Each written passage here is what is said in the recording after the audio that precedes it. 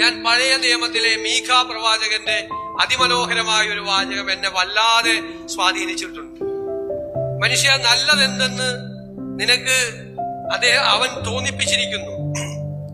ദയാപരമായി പ്രവർത്തിക്കാൻ, ന്യായം പ്രവർത്തിപ്പാനും ദയാപരനായി ഇരിപ്പാനും ദൈവത്തിന്റെ സന്നിധിയിൽ താഴ്മയോടുകൂടെ നടപ്പാനും അല്ലാതെ യഹോവ നിന്നോട് എന്താണ് ചോദിക്കുന്നത് എന്നാണ് മീഖാ പ്രവാചകൻ പറയുന്നത്. ആ മീഖാ പ്രവാചകന്റെ ആ വാക്കുകൾ എന്ന് പറയുന്നത് എത്ര വിലപ്പെട്ടതാണ്.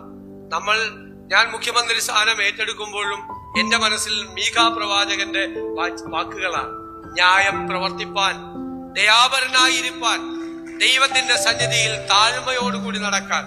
അപ്പോഴാണ് നമ്മൾ പാവപ്പെട്ടവന്റെ സങ്കടം കാണുന്നത്, കണ്ണീര് കാണുന്നത്, ജീവിതത്തിന്റെ കഥകൾ കേൾക്കുന്നത്. ആ കണ്ണീരൊപ്പാൻ, അവന്റെ ജീവിതത്തിലെ സങ്കടങ്ങൾ മാറ്റാൻ, അവന്റെ ഹൃദയത്തോട്